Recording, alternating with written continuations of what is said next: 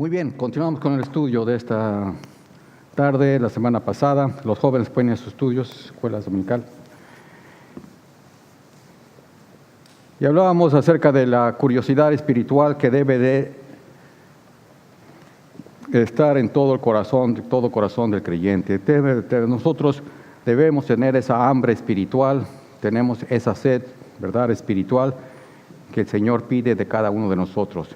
Ese es de conocerlo más, de entenderlo mejor, de saber quién es Él, qué quiere de nosotros, ¿verdad?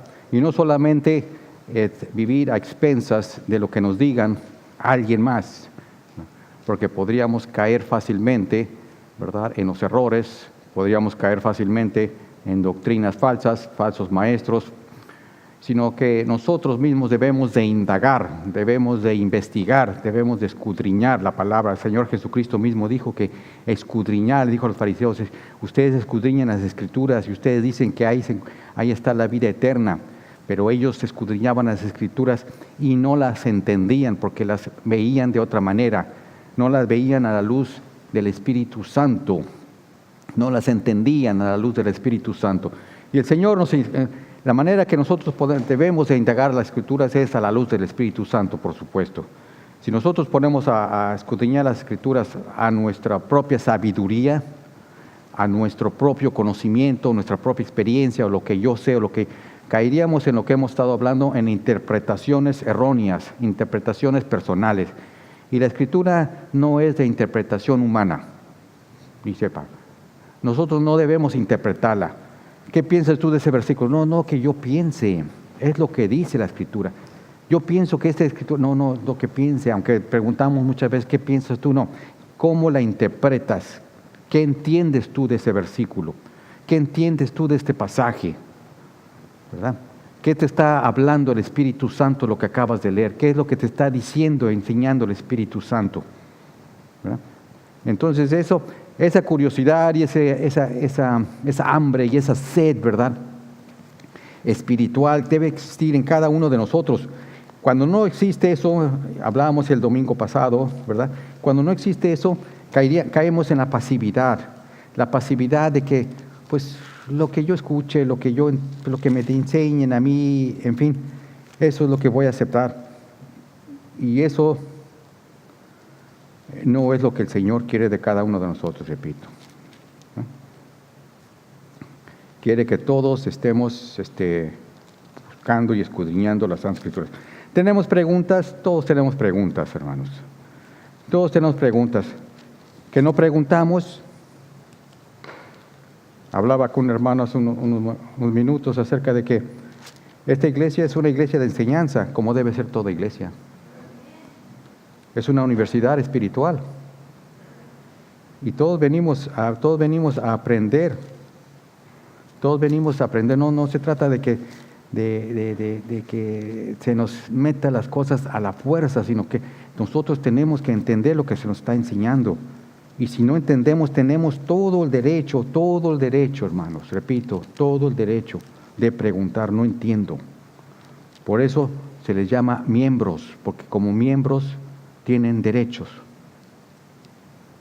Ustedes, a ser miembros de un club o de cualquier otro lado, ustedes tienen derechos a ese club o a esa cosa.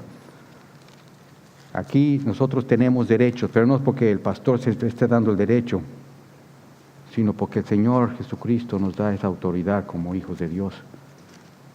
Nosotros no estamos viviendo la época medieval, la época en las cuales se prohibía a la gente leer la Biblia, a la gente entender la Biblia, sino que lo que el sacerdote les explicara, eso tenían que entenderlo.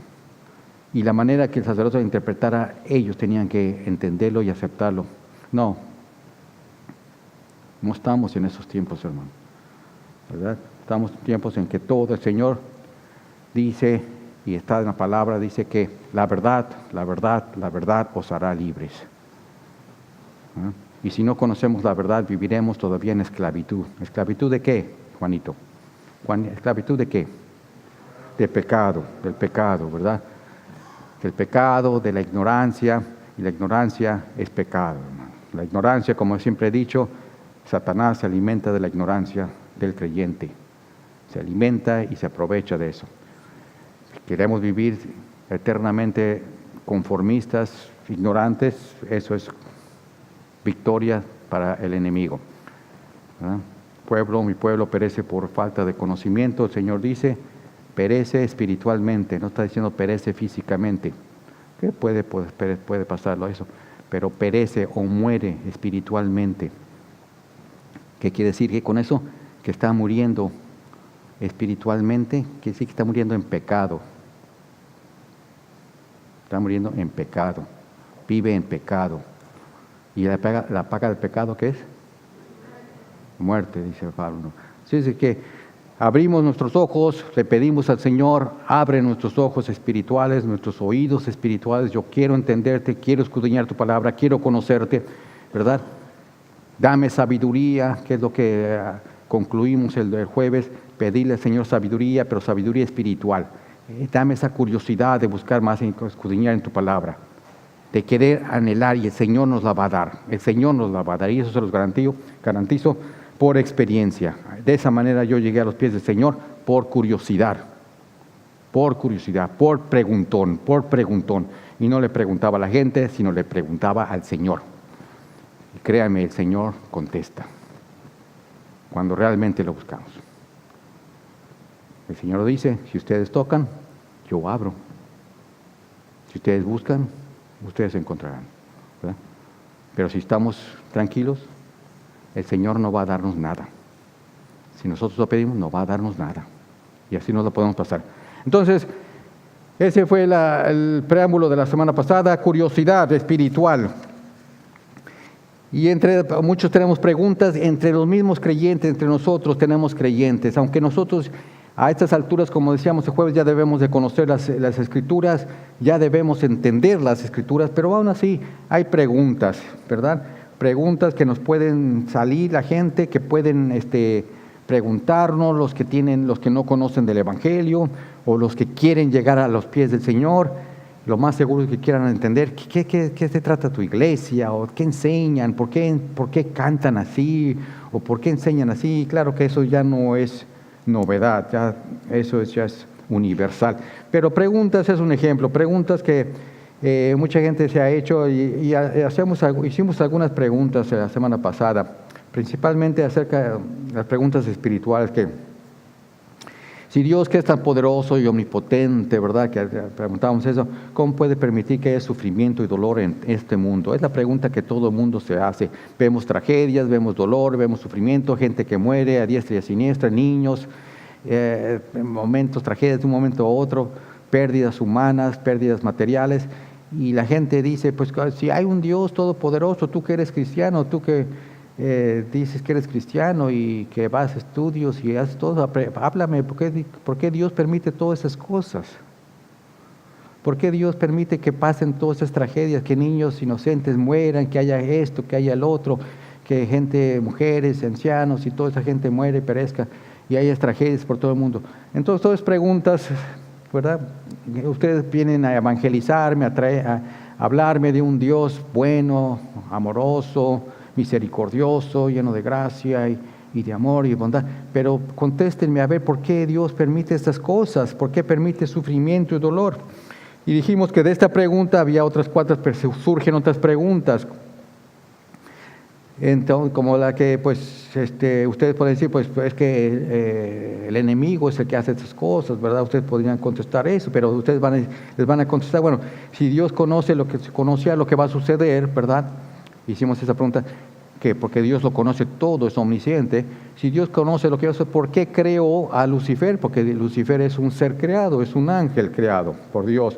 Y así son preguntas que salió otra pregunta, y de esa surge otra pregunta: ¿por qué a la gente mala le pasan cosas buenas y a la gente buena le pasan cosas malas? ¿Cómo le explicamos a la gente eso? ¿Por qué Dios permite todas esas cosas?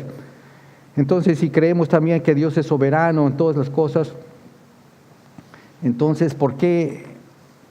Si Dios es soberano, entonces, ¿por qué? Es decir, predestina, ya tiene predestinado, entonces, ¿por qué pasan esas cosas, verdad? ¿Por qué suceden todas estas cosas? En fin, estas preguntas nos estábamos haciendo es un preámbulo de lo que hablamos la semana pasada. Y hablamos de la historia, un bosquejo, una biografía de Lucifer. ¿Quién fue? ¿Quién fue como ángel? Lucifer, ¿verdad? Que su nombre es de luz, viene del nombre de luz, ¿verdad? Ángel, un ángel de luz. Era el encargado de la alabanza del Señor, ¿verdad? Y hablamos allá en Ezequiel 28, ¿verdad? Si ustedes quieren apuntarlo, todo acerca de él. Hablamos también, dijimos algunos versículos. Apunten los versículos que estamos leyendo, hermanos. Ustedes los pueden leer en sus casas después para que ustedes puedan escudriñar y ver lo que estábamos hablando. Jesucristo, el Señor Jesucristo habla también en Lucas 10, por allá 10, 18, acerca de cómo vio cuando cayó Lucifer, ¿verdad? Fue arrojado del cielo. Y habíamos quedado que de la tentación, habíamos hablado de diferencias entre tentación y, ¿cuál es la otra? Que es muy... las pruebas y tentación. Muchas veces la gente cae en confusión, confunde una de otra. Y habíamos también hablado de Santiago, ¿verdad? Del libro de Santiago, donde habla el Señor que Dios no tienta a alguno, ni es tentado de alguno, ¿ok? Entonces, las tentaciones no vienen de Dios, punto. Las tentaciones, ya concluimos y definimos las tentaciones, es inducir, motivar, ¿verdad? Invitar a hacer el mal, ¿verdad? Y las tentaciones las tenemos todos los días. No porque seamos creyentes o porque vayamos a la iglesia o leamos la palabra o porque oremos, no vamos a caer en tentación. Vamos a caer en tentación. Aunque el Señor nos dice, orad más seguido para no caer en tentación. Es decir, ¿con qué fin lo dice el Señor para no caer en tentación? Es decir, si oramos más, ¿no van a venir las tentaciones? Fíjense lo que dice el Señor, orad para no caer en tentación. No dice orad para que no vengan las tentaciones. No hay que confundir. Cuando venga la tentación, no vamos a caer. Va a venir la tentación, querramos o no. ¿El Señor Jesucristo fue tentado? ¿Quiénes somos nosotros para no ser tentados? ¿Somos mejores que Él? ¿Más especiales? Vamos a ser tentados. Y dice la Escritura que Satanás se fue por algún tiempo. Es decir, siguió tentando al Señor. No solamente fue el desierto, siguió tentando al Señor. Pero nosotros, al orar, nosotros nos fortalecemos. Bueno, déjenme corregir eso. Al orar, nosotros tenemos esa comunión con el Espíritu Santo tiene comunión con nosotros y el Espíritu Santo nos fortalece y nos aumenta la fe. Nuestra fe, al ser madura, al estar fuerte, al estar firme, vendrá la tentación y podremos resistirla. Que es lo que el Señor pide, ¿verdad? Resistir al diablo. Someteos a Dios, resistir al diablo y Él huirá. Entonces la oración viene con ese fin, ¿verdad? Con ese fin para que nosotros, nuestra fe crezca, nuestra fe esté. Ahora la prueba, ¿qué es la prueba? La prueba viene porque el Señor nos permite las pruebas en nuestra vida para que nosotros maduremos, crezcamos, ¿verdad? Sigamos caminando con Él. Nos prueba de diferentes maneras porque nos está moldeando. La palabra dice que Él está transformándonos, moldeándonos a la imagen, ¿verdad?, del varón perfecto, de su Hijo. Nosotros no vamos a ser transformados automáticamente, hermanos. No porque nos llamemos o nos apellidemos cristianos, automáticamente vamos a ser a la imagen del varón perfecto. es un trabajo, es un esfuerzo que ya hemos hecho. Y es una colaboración, que tenemos que colaborar con el Espíritu Santo. Tenemos que permitir que Él obre en nosotros y que vaya limando todas esas asperezas que hay todavía en nuestra vida, quitando todas esas cosas que todavía traemos arrastrando. Si somos salvos por gracia del Señor, es un regalo, un don que no lo merecemos, y a través de la fe, ¿verdad? Nosotros somos salvos, pero todavía estamos en la carne y hay muchas asperezas, hay muchas imperfecciones, somos imperfectos todavía. Hay un eslogan, una frase que dice: nosotros no somos perfectos, el cristiano no es perfecto, sino somos perdonados, ¿verdad? También lo dijo Billy Graham: nosotros no somos perfectos, sino somos perdonados. La perfección viene con la santificación, con la transformación que el Señor va haciendo día tras día en nuestras vidas. Que ya vimos que la perfección es sinónimo en la Biblia ¿de qué? ¿Qué significa perfección? Madurez, ¿verdad? Entonces, cuando ustedes digan la perfección, ser perfectos, entonces tenemos que madurar, tenemos que ser perfectos, ¿verdad? Buscar la perfección. Bueno, entonces la prueba del Señor lo permite. No podemos acusar al Señor, decir: todo lo que me está pasando, Señor, es tu culpa. O todo lo que está pasando, todo el mundo es tu culpa. No, Señor, no podemos culpar a Dios por todo lo que está pasando. Muchas de las causas, y lo hemos dicho muchas veces, muchas de las cosas que nos suceden en nuestras vidas es problema de nosotros. De nosotros mismos. Las decisiones que tomamos nosotros. Y dije, las decisiones que vas a tomar van a repercutir no solamente y afectar no solamente tu vida, sino va a afectar, repercutir la vida de los demás. Sean buenas o sean malas. Por eso cuando tomamos decisiones tenemos que el Señor nos insta a que busquemos su rostro, busquemos su decisión. Tengamos esa sabiduría espiritual. Voy a hacer esto, voy a hacer otro, voy a casarme, voy a hacer otro, voy a buscar esto, voy a hacer otro, voy a cambiarme de casa, voy a cambiar de trabajo, voy a hacer esto. Todo, si lo queremos hacer en la carne, por mis propios roncopechos, está bien. El Señor dice: adelante, hazlo tú, no me meto yo. Pero más adelante, ¿verdad? Más adelante vas a ver. Sí, pero si vamos a la presencia del Señor, el Señor nos dice, ¿verdad? Venid a mí, ¿verdad? Entonces eso es lo que nos insta el Señor. Toda decisión no podemos culpar al Señor por lo que mal que nos vaya en nuestra vida. No todas las cosas malas pasan por nuestras decisiones, por supuesto, la gran mayoría, y puedo decir que sí, pero no todas pasan, ¿verdad? Algunas cosas malas que pasan en nuestra vida, pues, son de las preguntas que estamos hablando. No sabemos, ¿verdad? Leímos 29 de Deuteronomio, que dice: las cosas secretas pertenecen a Jehová nuestro Dios, mas las reveladas son para nosotros y para nuestros hijos por siempre, para que cumplamos todas las palabras de esta ley. Las reveladas son las que están en la Escritura, las que tenemos que escudriñar, las que tenemos que conocer, las que podemos contestar a la gente, como hablábamos el jueves, que aquellas que nos piden razón de ellas, que nosotros contestemos con toda mansedumbre, con todo amor. Si nosotros no podemos contestarlas, ahí vamos a quedar mal. Vamos a quedar mal, porque hay doctrinas, repito, que hemos estado hablando, doctrinas erróneas que están yendo por doquier y enseñando cosas falsas, y nosotros, ¿cómo podemos nosotros debatirlas? Hablaba el hermano el jueves de contender por la fe, es decir, defender la fe, pararte firme por la fe, ser apologéticos por la fe, defensores de la fe, es lo que el Señor nos da. Tenemos que defenderla. ¿Y cómo vamos a defender si nosotros no la conocemos, verdad? Por eso es que nos tenemos que conocer otra cosa. ¿Y cómo nace todo eso de la curiosidad? De la curiosidad. Decía el hermano hace un rato que estaba hablando con él, tenemos que preguntar, hermanos.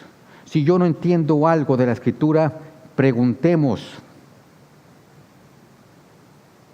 Preguntemos. En la universidad, cuando yo enseñaba a mis alumnos, y esa ha sido siempre no es desde ahorita, siempre ha sido mi exhortación, les decía a mis alumnos: pregunten si tienen alguna duda, pregunten cualquier cosa. No vamos a avanzar en el estudio, no vamos a avanzar en el programa, no vamos a avanzar en eso, nos podemos detener. Si no entendieron una semana lo que pasó la semana pasada o antepasada, podemos explicar, pero pregunten. Les decía a mis alumnos, no hay preguntas tontas. Hay tontos que no hacen preguntas. Es lo que yo les decía. Entonces, no hay que quedarnos callados, hermanos. Si tienen alguna cosa que no venga al caso, no, está bien, vamos a contestar pero vamos a resolver esa curiosidad, ¿verdad? Es lo que tenemos, el Señor nos pide. Bueno, entonces continuamos con del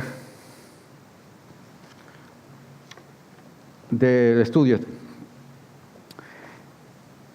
Por toda la palabra, el Señor nos pide, por supuesto, fe, ¿verdad? La fe. El justo, ¿verdad? Por su fe vivirán, ¿verdad? Pero aparte de la fe nos pide ¿qué? Bueno, la obediencia, obedecer. Todo tenemos que obedecer. Y esa sí es una prueba para el hombre, obedecer al Señor. Y eso fue como hablábamos que le hizo una prueba a Adán en el jardín del Edén. El Señor fue una prueba lo que le hizo prácticamente de obediencia, una prueba de obediencia. Y Adán y Eva, por supuesto, fallaron esa prueba de obediencia. Cuando el Señor les dijo que todo era suyo, les dio la autoridad, les dio todo lo que quieran, ¿no? Y no es eso lo que nos pasa hoy en día. El Señor nos da todo, nos dio la libertad, nos dio todo, nos ha dado todo. Como hablamos en Efesios, las riquezas espirituales en lugares celestiales que el Señor nos ha dado, todo nos ha dado, nos dio a su Hijo amado para darnos todo, la salvación y todo. Pero nos pide ¿qué? A cambio. Obediencia, hermanos. Entonces estamos hablando de obediencia. Sí, hermano.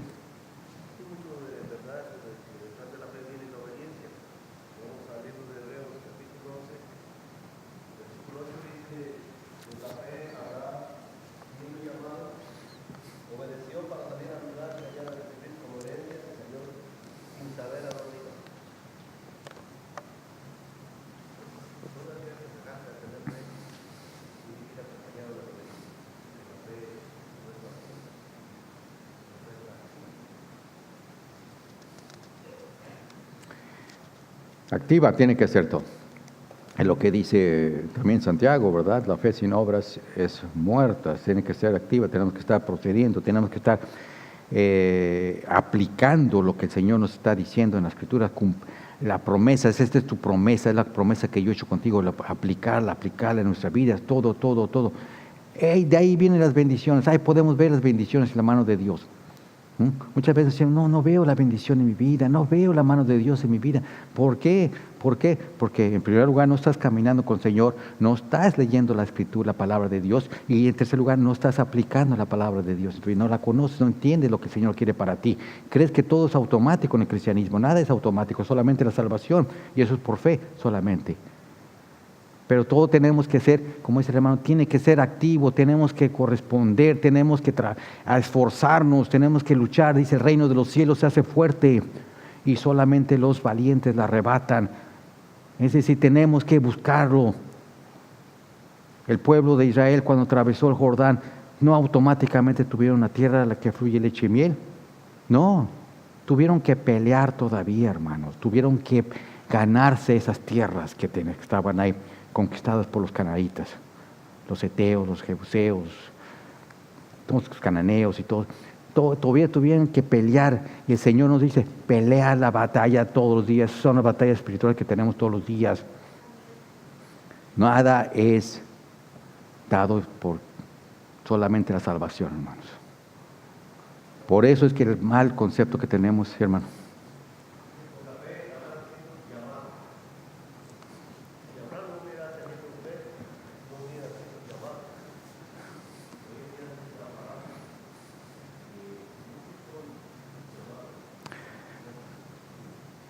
Tenía una opción de aceptar ese llamado o no aceptar el llamado, como nosotros tenemos, ¿verdad? Cuando el Señor vino a nosotros, el Espíritu Santo, teníamos la opción, porque es libre albedrío lo que estamos hablando, lo que le dio a Adán.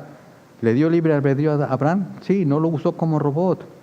Lo llamó, le dijo, sal de tu tierra. Sal de tu tierra, deja de tu parentela y vete a la tierra que yo te daré. Abraham no titubeó, obedeció, es decir, acudió al llamado. Y al acudir al llamado es por la fe que tuvo, ¿verdad? Y por eso se le llama, como dice el hermano, el padre de la fe. Nosotros, es lo mismo, hermano, está pasando en el Antiguo Testamento con el Nuevo Testamento. Nosotros somos llamados, tenemos que acudir al llamado, tenemos que obedecer lo mismo que le hizo a Adán, que le dijo a Adán. No vas a comer de ese fruto, el único que no vas a comer, es una prueba, falló la prueba, obediencia, la prueba de obediencia. Nosotros se nos dice, tienes que obedecer mi palabra. Desobedecemos la palabra una y otra vez. La única diferencia es que en ese tiempo no había gracia, no estaban viviendo bajo la gracia. Hoy todavía estamos bajo la gracia. ¿Qué significa eso? Que el Señor nos da la oportunidad de venir ante su presencia a pedirle perdón por toda la desobediencia que hay en nuestra vida, ¿verdad? Por toda la rebelión que somos nosotros. Bueno, la prueba. Entonces, el hombre escoge obedecer a Dios o escoger su propia voluntad, que es la de Satanás. Y aquí Adán escogió obedecer a Satanás. Por eso es que le cedió. Adán en ese momento le cedió, le otorgó, le dio a Satanás todos los derechos que Dios le había dado al hombre. Dios le dio los privilegios, la autoridad y todo lo que controlaba ahí en ese tiempo el jardín, todo se lo dio a Adán. Y Adán lo agarró y se lo dio a Satanás. Eso es lo que hacemos nosotros cuando desobedecemos. Dice la Escritura, Pablo en Romanos, que cuando nosotros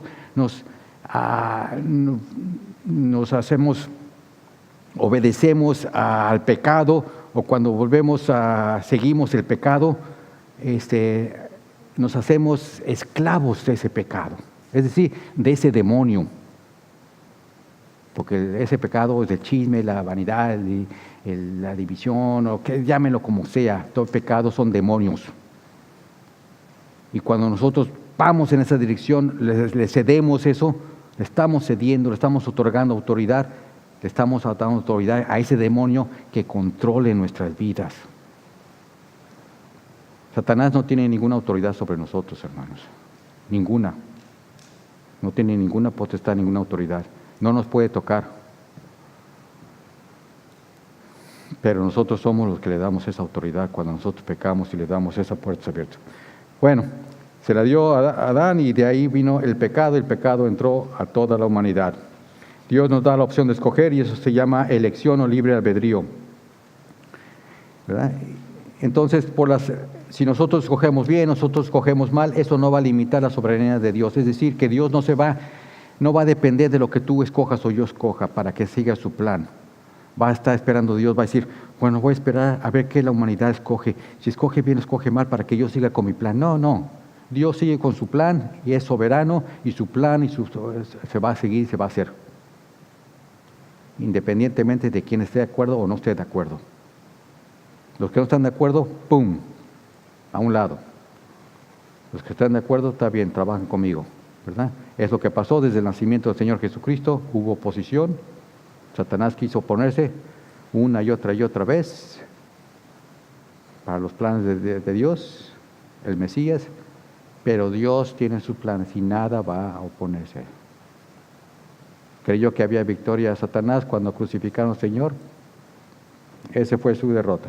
Bueno, es otro estudio. Entonces, Efesios 1:11, ahí habla de lo que hemos estado hablando, de las riquezas que ya hemos estado en ese estudio. Apúntenlo también para que lo lean en su casa, ¿verdad? Todas las bendiciones que el Señor nos da. Efesios 1:11, en él digo, en quien asimismo tuvimos suerte, habiendo sido predestinados conforme al propósito del que hace todas las cosas según el consejo de su voluntad. Él ya nos había predestinado, dice conforme al propósito que hace todas las cosas según el consejo de su voluntad. Es decir, Él ya tenía en su plan desde principios de la creación a nosotros tenernos aquí sentados, ¿verdad? Escuchando su mensaje, salvándonos, llamándonos para que siguiéramos. La Biblia nos dice que sus caminos no son los nuestros, ¿verdad? Y sus pensamientos, ¿verdad? No son nuestros pensamientos. ¿No? ¿Qué pasa? Lo que el Señor piensa, lo que el Señor decida, no podemos nosotros decir, no, Señor, esto no. ¿Podemos a través de la oración cambiar la mano de Dios?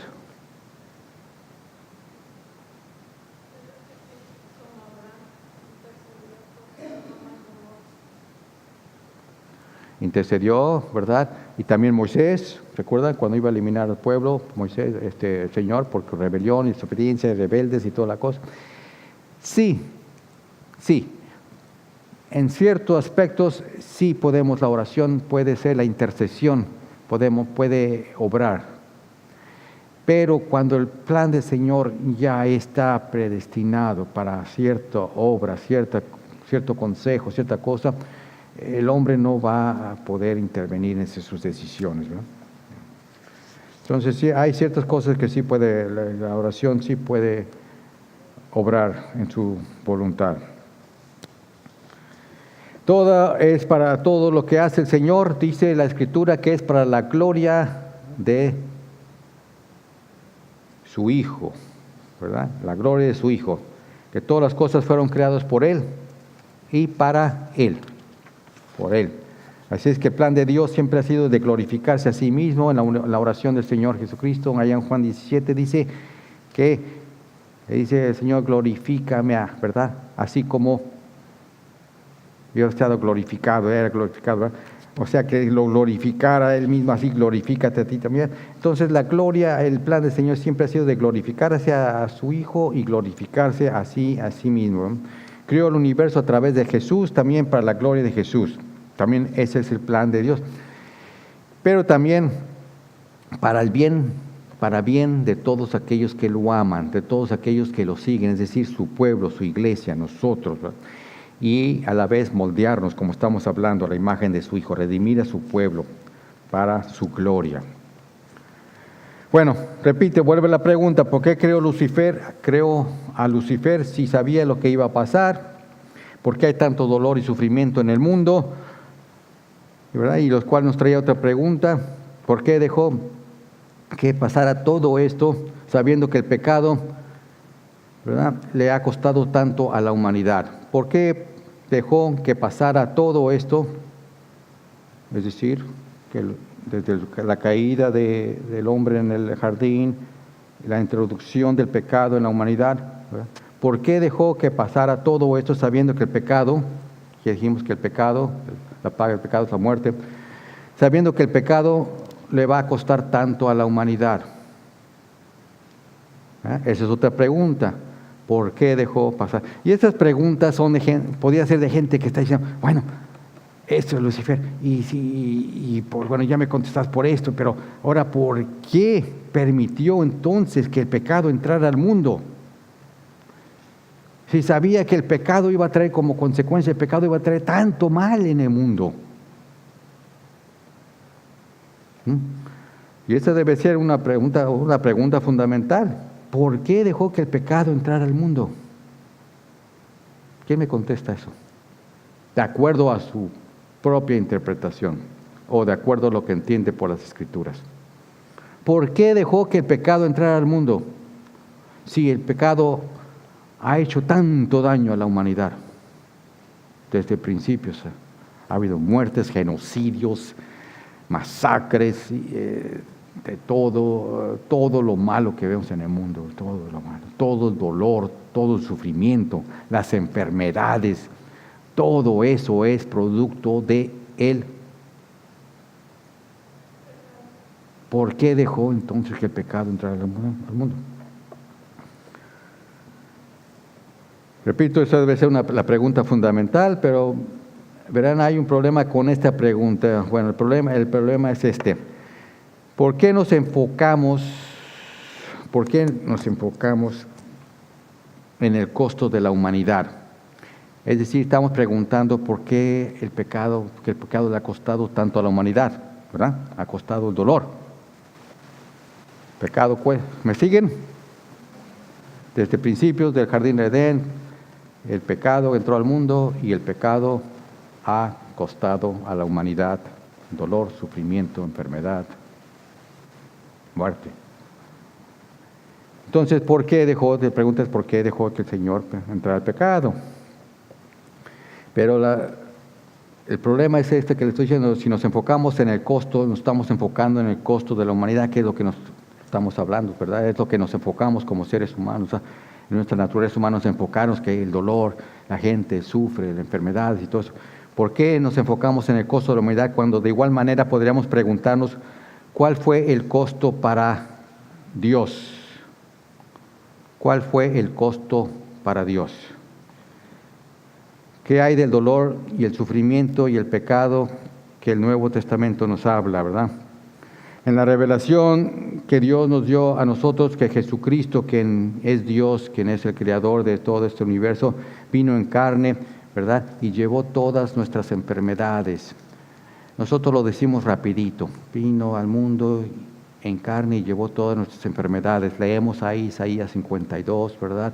El suplicio, el sufrimiento del Mesías, y lo leemos de carrerita, rapidito, pero no realmente nos detenemos para ver lo que sufrió, lo que pasó el Mesías, Dios. Todos nuestros dolores, nuestro sufrimiento, ¿verdad? Todo lo que pasó, todo lo que vino a pasar, como ya lo conocemos, la Escritura, ¿no? Todo Él llevó en la cruz, todas nuestras enfermedades, todas nuestras dolencias, Él las llevó. Todo el pecado que hay en este mundo, toda la maldad que hay en este mundo, todo lo nefasto, lo aborrecible, lo que nosotros cerraremos nuestros ojos y volteamos hacia otro lado porque no podemos ver, porque nos da, no sé, cosa ver. Entonces, Él lo llevó sobre sí mismo. Pero nosotros nos enfocamos en el costo de la humanidad. Entonces podemos preguntarnos, bueno, ¿por qué Dios creó a Lucifer? Bueno, si sabía lo que iba a pasar y el dolor, lo que iba a causar este ente. La Biblia nos dice que lo que está pasando, lo que pasa, o lo que pase yo, o lo que vayamos a pasar, y déjenme decirles, ¿verdad? Hay mucha gente que está pasando por más que nosotros, hermanos. Muchas veces nosotros nos enfocamos más en nosotros que lo que está pasando. Dice Pedro, parece que Pedro dice que los mismos problemas, los mismos sufrimientos que estamos pasando, lo está pasando otros hermanos, muchos más por todo el mundo, ¿verdad? Así es de que no podemos quejarnos, ¿por qué a mí, que es misma... ¿Por qué a mí, solamente a mí? ¿Por qué yo tuve que pasar esto? ¿Por qué de tantos 6 billones de gente? Porque no, mucha gente está pasando lo mismo y quizás peores cosas. Hay dolor, cada sufrimiento, cada pecado, toda culpa de todo hombre, toda mujer fue puesto sobre Jesucristo, hermanos. Repito, todo fue puesto. Él llevó todas nuestras dolencias, nuestras cargas, nuestras enfermedades, nuestros sufrimientos. Dios bien pudo haberse evitado este dolor, ¿verdad? Podemos decir, pudo haberse evitado este dolor. Dice, pues, Señor, pudiste haberte evitado este dolor, el sufrimiento, todo eso. ¿Por qué no lo hizo? Ya ven cómo estamos adentrando en preguntas, y hasta ahorita nadie me ha contestado ninguna. ¿Por qué no lo hizo? Dios pudo haberse evitado este dolor, pero ¿por qué no lo hizo?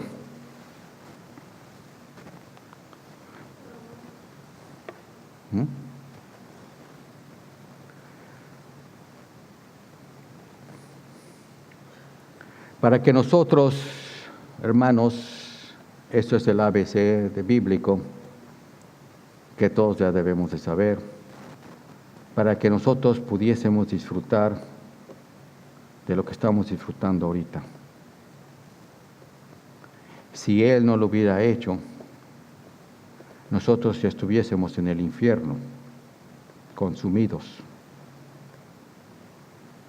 Ninguno de nosotros merecíamos estar vivos por el pecado. En el Antiguo Testamento, el que pecaba era eliminado, muerto. En el Antiguo Testamento Dios eliminaba a aquel que desobedecía, se rebelaba, pecaba contra Él. Porque el pecado es contra de Dios, va en contra de Dios. Ahora disfrutamos de todo lo que tenemos, ¿verdad? Todo lo que el Señor nos ha dado por eso, porque Él pasó todo eso. Para que nosotros pudiésemos disfrutar la vida. Y más de eso, para que nosotros pudiésemos disfrutar la vida eterna. La vida eterna, el amor, la gracia, la misericordia de Dios está disponible a todo hombre. Eso es lo que nosotros debemos de contestarle a aquellos que preguntan por qué hay tanto dolor en el mundo. Dios cargó, Dios se hizo hombre. Dios se hizo carne para que viniese a sufrir, a ofrecerse como sacrificio, a pagar por todo lo que nosotros, por el pecado original, para que nosotros pudiésemos estar disfrutando de todas estas, lo que nos quejamos todos los días nos quejamos de algo, ¿verdad? Todos los días hay alguna queja. Si tuviésemos un centavo por cada queja que tenemos, ya fuésemos millonarios. Porque todos nos quejamos, todo nos parece mal, todo nos parece eso. Hay siempre algo que nos molesta, ¿verdad? Lejos del lugar de darle gracias al Señor por lo que tenemos. Dale gracias a Dios, hermano, por lo que tienes. Jesús no me entiende, yo sufro, tengo dolor, tengo esto, tengo lo otro, mi familia, mi esposo, mi esposa, mis hijos, mi trabajo. Usted no entiende, no sé. Esos son la gente que nosotros debemos llevarles la palabra, porque no entienden, son ignorantes, viven en la ignorancia, y muchos de ellos son cristianos. Se la pasan la vida quejándose, lejos de alabar y glorificar el nombre del Señor. Para acabar pronto, podía uno decir, podías estar ahorita achicharrándote en el infierno. Pero Dios en su infinita misericordia y gracia y amor te tiene aquí, quejándote. Y es su gracia la que te está soportando. Sí, hermano.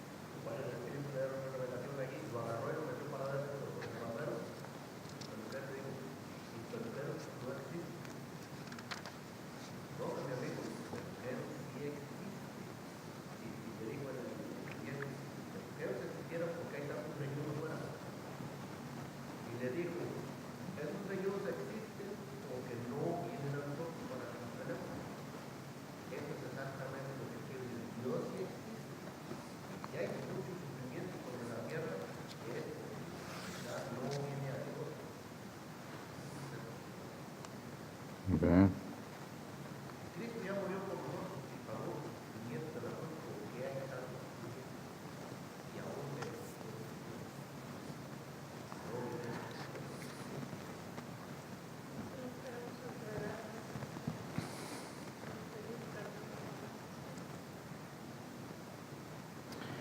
Los fariseos decían que, y tenían esta idea de que el que estuviese enfermo, o el que le pasase alguna enfermedad o cualquier cosa que tuviese, se le aquejaba, era porque era un pecador.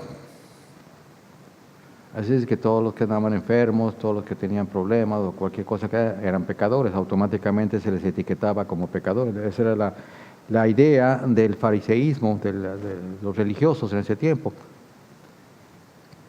Y que a Jesucristo le preguntaron que cuando al paralítico, ¿por qué ¿por qué pecó? ¿Quién pecó? ¿Él pecó o fueron sus padres? Dice, no pecó él ni pecó sus padres, sino fue para la gloria del Señor, del Padre, ¿verdad?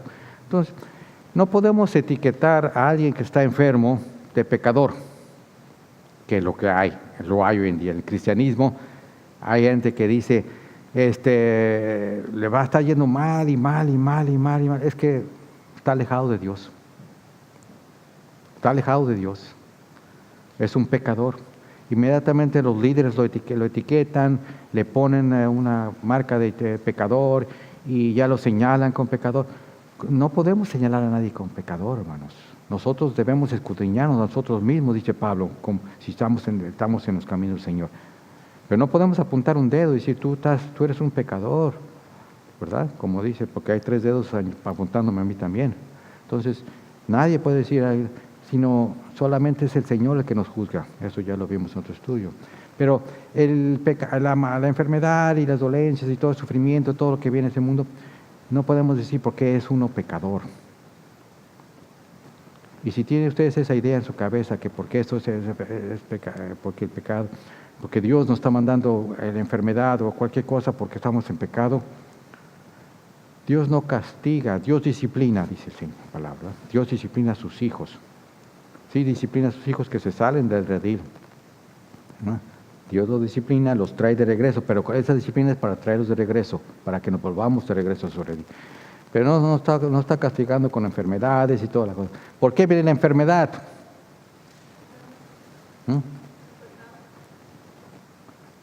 La enfermedad la manda Dios. Entonces, ¿qué le contestarían a alguien?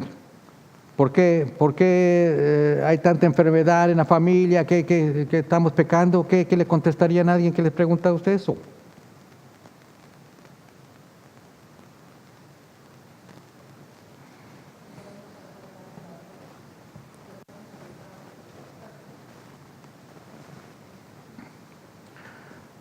Bueno, si contestamos así, volvemos al fariseísmo, lo que le estoy diciendo. El fariseísmo pensaba que toda enfermedad era originada por el pecado. Era originada porque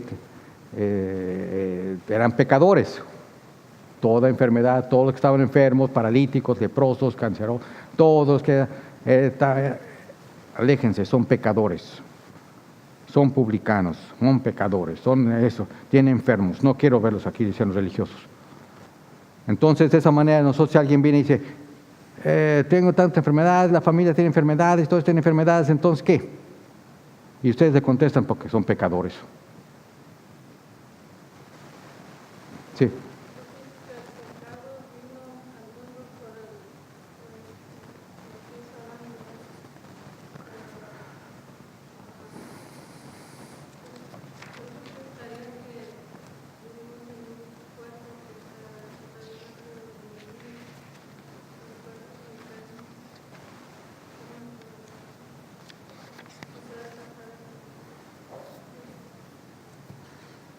No entendí el último. Entonces,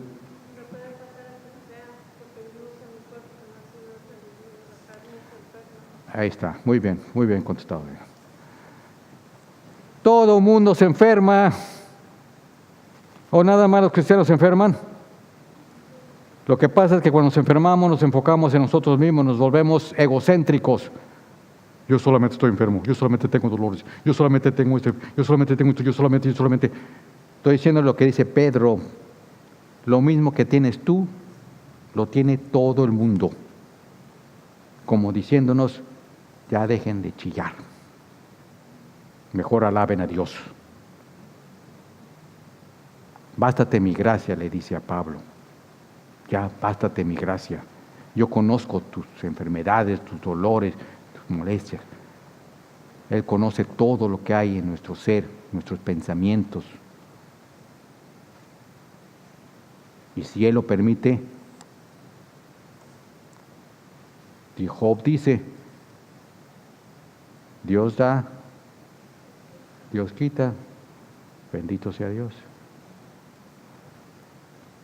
Entonces, si da el bien, ¿por qué no he de aceptar el mal? También dice Job, ¿verdad? Entonces,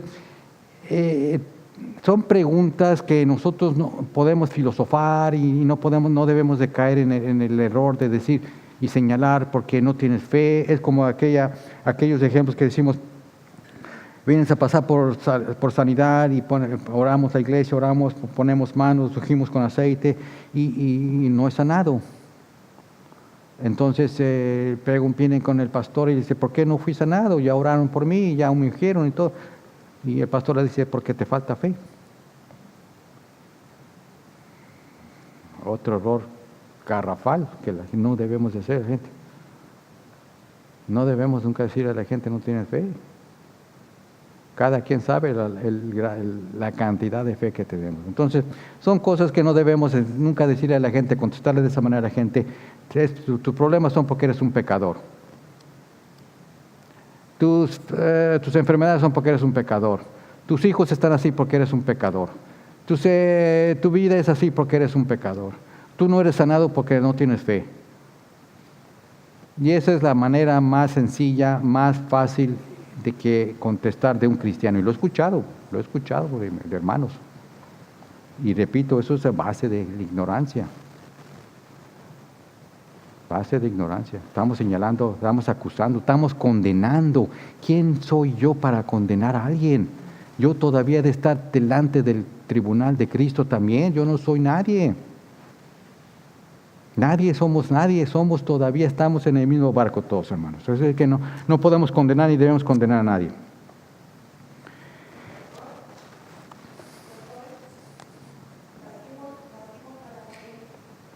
Todos, ese es el precio de nacer. Tenemos que morir todos. La predestinación significa que el Señor ya tenía planeado lo que va a pasar en el universo, en el mundo.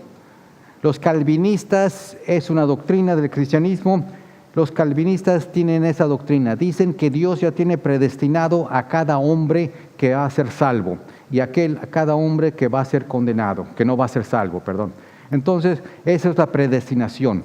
¿Habla Pablo de la predestinación? Sí, lo habla en Efesios, que todos nosotros hemos sido predestinados.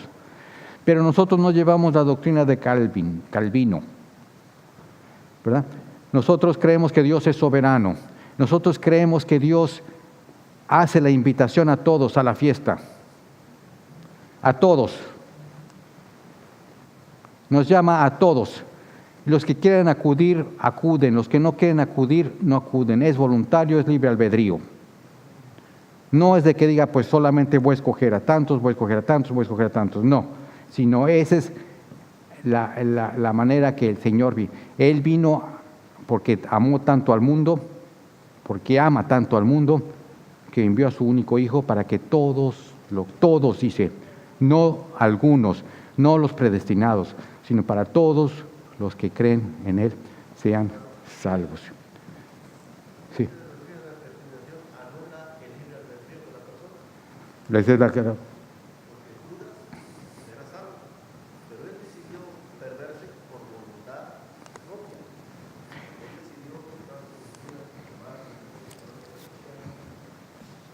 Y ese es un buen punto ahí, porque nosotros decimos, bueno, ya estaba en el plan de Dios, ya estaba desde el jardín del Edén, desde antes de que el hombre iba a caer. Lo que estamos hablando ahorita. ¿Por qué entonces permitió que el hombre cayera? ¿Por qué entonces permitió que toda la escena se preparara? ¿Por qué puso a Adán a Eva frente a Satanás, a la serpiente? ¿Por qué permitió eso? Preguntas tras preguntas. Si todo ya sabía lo que iba a pasar. Entonces, ¿por qué permitió que vino Dios en forma de hombre, en forma de carne? Entonces, ¿por qué permitió que Judas viniera y lo traicionara? ¿Por qué permitió esto? Entonces, pero todo eso, como dije hace un rato, es el plan es el plan de Dios. Ahora, pudo haber sido Judas, pudo haber sido cualquier otra persona. Pero la pregunta surge.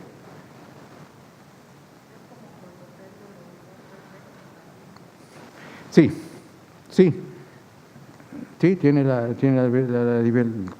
los dos tuvieron prácticamente la misma situación. Uno se arrepintió. El otro tuvo remordimiento. No es lo mismo, sí.